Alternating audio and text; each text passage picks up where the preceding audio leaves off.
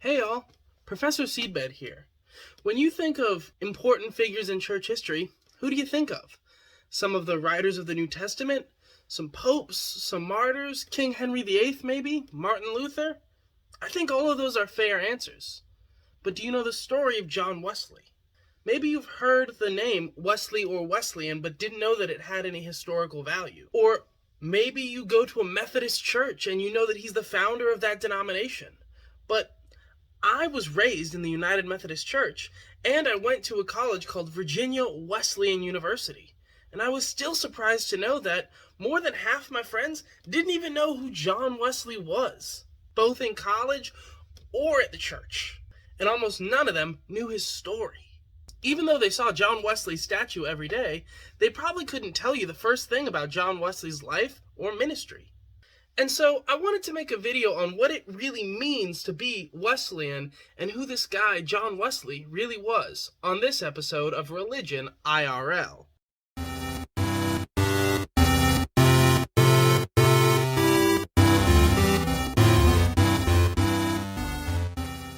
As many of you know, behind every strong man is an even stronger woman. And in this case, that's Susanna Wesley, mother of John and Charles Wesley. I didn't mention Charles before, but he's going to be very important to our story. Their mother's name was Susanna, and she was responsible for the education and early spiritual formation of John and Charles, them along with their 8 other surviving siblings. Now, Susanna was extremely strict.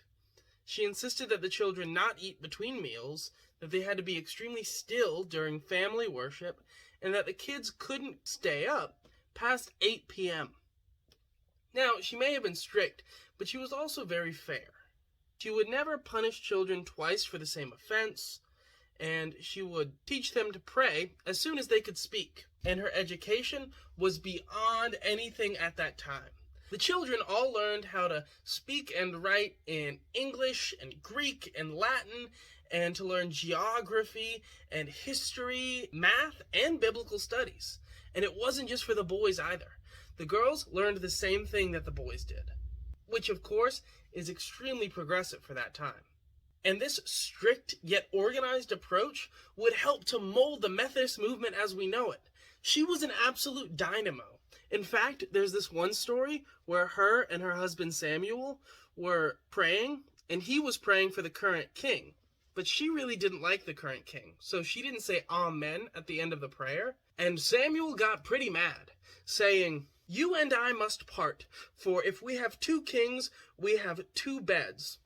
Now, Susanna was pretty okay with that. And although they reconciled later, historians are pretty sure that he was the one that decided that they really wanted 1 bed.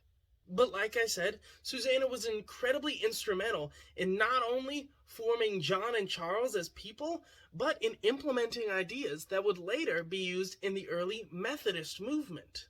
Now, Samuel was a clergy person in the Church of England, and obviously that had some inspiration of John becoming a clergy person later on, but he's not all that important to our story.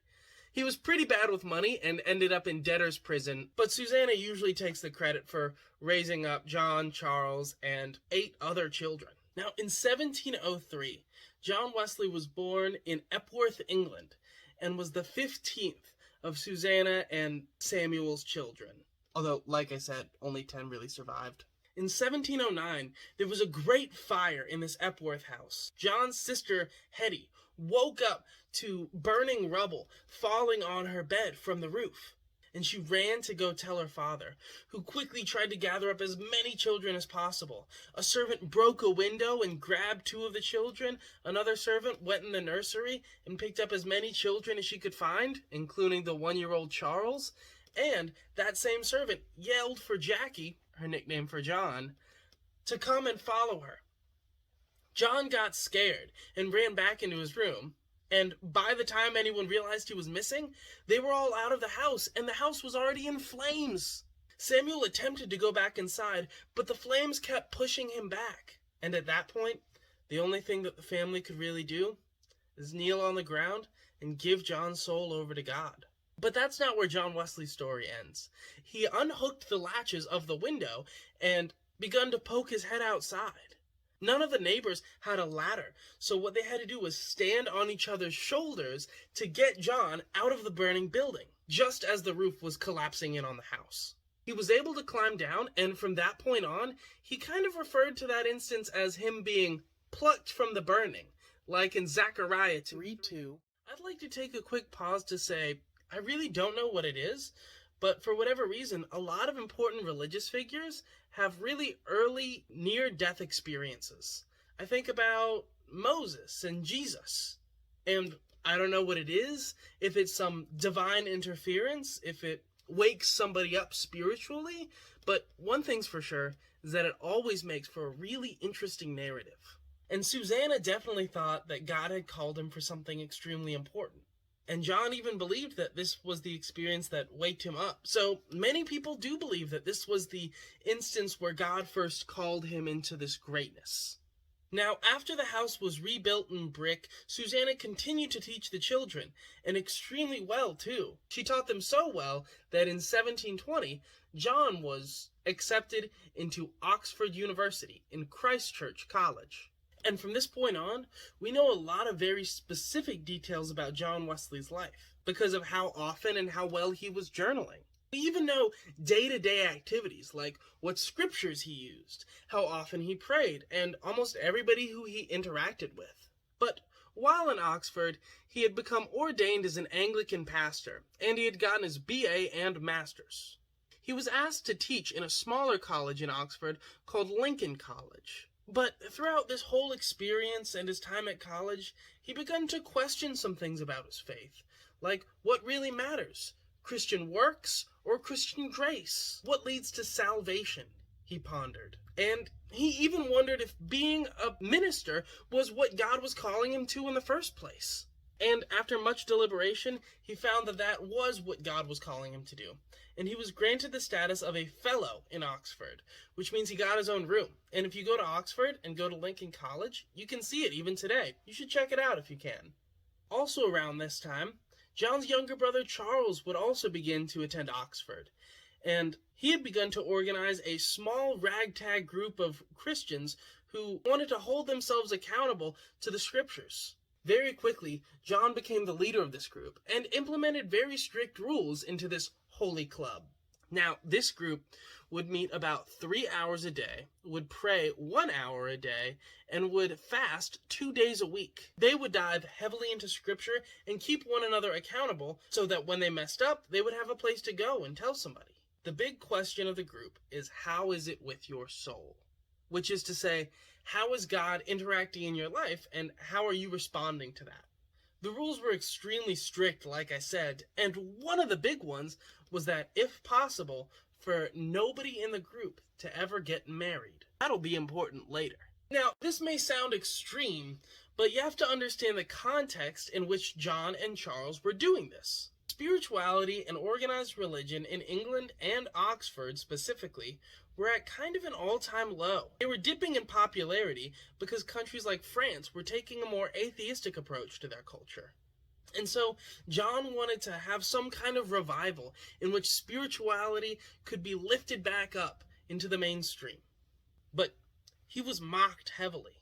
He had come to be known as an enthusiast, or kind of a dissenting radical from the mainstream, or a Bible moth because his head was always in the Bible, or a Methodist because his organization and methodology were so strict. Now, John and his companions wore these names like a medal of honor, and they were especially proud of the one Methodist, which, of course, is the name of the denomination in which John Wesley is later attributed to have started. And I'd also like to say, we can see exactly where all this organization came from. It came from Susanna, his mom. Her strictness and organization inspired him for his whole life. It was around this time that John was asked to go to Savannah, Georgia, which was set up to be a kind of a new start for those who had lots of debts, rather than going to debtor's prison, thanks to James Oglethorpe. But John was called to preach to both the colonists and the Native Americans. But this was a very odd time in John's life.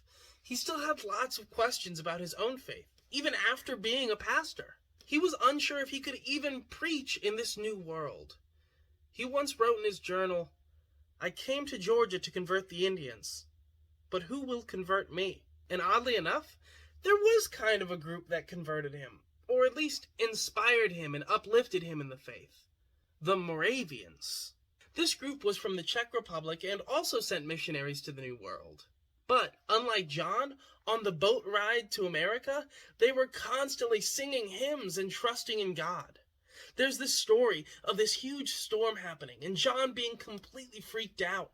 But above the thunder and the waves, he hears this music.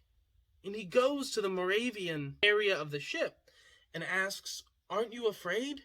And one of the leaders says, "I thank God, no." But then he asks, "Were not your women and children afraid?"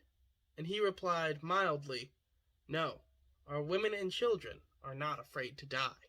It's very clear that this group had an advanced understanding of the grace of God and the trust that Christians are supposed to place in him. But John was still placing a lot of his faith in himself. But John still went about in the New World spreading his very strict style of religion. And to say it didn't do well is an understatement. Although he did publish a collection of songs and psalms, and it was the first Anglican hymnal produced in America, his movement and his preaching really didn't pick up much steam. And most people didn't like him as an evangelist, a pastor, or a person. Most people, except for one woman, Sophia Hopkins. John and Sophia had taken quite a liking to one another, being very attracted to one another, and John had even said that there might be a spark of love there. He found her presence to be a temptation of the flesh. He had been permitted to visit her at home and had written some rather amorous journal entries, writing, "This was indeed the hour of trial. Her words, her hair, her eyes, her every motion and gesture were full of such softness and sweetness. I know not what might have been the consequence had I then but touched her hand." They would spend much time on this St. Simon Island for the sake of her soul. But not too long after that previous journal entry was written, John was given an ultimatum. Sophie's mother came to him and said, "If you're not going to marry her, then somebody else will." And John just wasn't sure if God was calling him to marriage. So, Mr. William Williamson married Sophia instead of John. John did something next that really embarrassed him and Sophia. At worship, he denied her communion by saying that her heart was not in the right place. And after a legal proceeding, John basically ran back to England with his tail between his legs. On the way back home, he not only was seasick, but he wondered if he would be able to even preach in England again after such a traumatic failure. He felt like a fraud. He had messed up so bad that he continued to question even the most basic aspects of the gospel of Jesus Christ. On May 24, 1738, John attended a Moravian meeting on Aldersgate Street in England. During this meeting, they read Martin Luther's preface to the Epistle to the Romans, and for whatever reason, John's heart felt strangely warmed, and his spirit revitalized and reawakened. He felt as though it was a conversion to true Christianity, and he felt as though he finally understood not relying on his own holiness, but on God's grace and on the freedom that God gives us. A couple weeks earlier, Charles had had the same feeling, and he identified it as odd palpitations.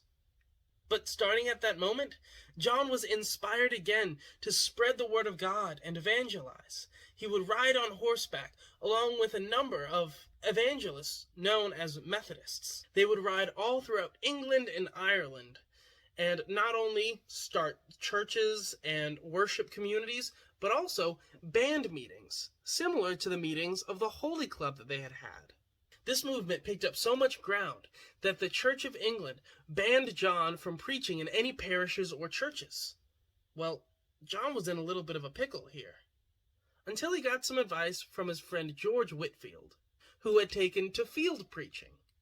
And so, John figured that might be his cross to bear, is preaching in fields. So that's what he would do. He would preach out in the open, outside, and more than once, he used his father's headstone as a pulpit. He rode over 400,000 miles on horseback and preached over 40,000 sermons. And his movement grew, successfully transitioning to America this time with the help of Francis Asbury and Thomas Coke. John and the other Methodists were also extremely instrumental when it came to social justice in England and beyond. They fought against alcoholism, poverty, hunger, cruelty towards animals, the slave trade, and poor factory worker conditions. John also believed that women could preach and teach, so he had them do that unofficially, but he believed that anyone could be used for God.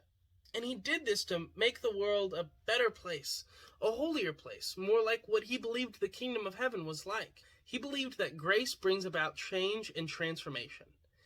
And not just on the personal level, but on a community level. If we feel the grace of God, then we have a responsibility to change our community. And of course, his actions inspired numerous denominations of churches, many different colleges, and theological concepts that scholars are studying and still trying to figure out today. Things that were based off of his life, like the Wesleyan quadrilateral, or several types of grace, like prevenient, justifying, and sanctifying. Wesley really changed and shaped England and America for the better. But what's the point of all this? I said at the beginning that I was going to share what it means to be Wesleyan and to follow in John Wesley's footsteps. So, what do we take from John's story? Pulling from John Wesley's story, I have 3 things that I believe that we can learn when we claim ourselves as Wesleyan. 1. Remember who came before you and the legacy that you'll leave after you. 2. Don't be afraid of asking a lot of questions while also being faithful. God or the universe has a funny way of helping you grow when you ask more questions. And 3. Being different and holy doesn't mean that you can't be practical and full of grace. John Wesley was both of those and balanced them wonderfully. Whether you're Christian, religious, or none of the above, it doesn't really matter. John Wesley's story is still one to be celebrated. He was by no means a perfect person, but he was a wonderful example in a number of ways. Like of balancing the strictness of religion and practicality and love and grace. And if you consider yourself Methodist or Wesleyan or somehow a part of the Wesley tradition, you might want to consider it your duty to understand and learn about this man, John Wesley, and to share it with others, as well as figure out what we can learn from his story. This is Professor Seedbed signing out. Thank you. Hey, thanks for watching my video. I really appreciate it. I'm still figuring this whole YouTube thing out, so please let me know how I could improve my setup or my content. I hope that you have a great day, and check out some of these videos if you want.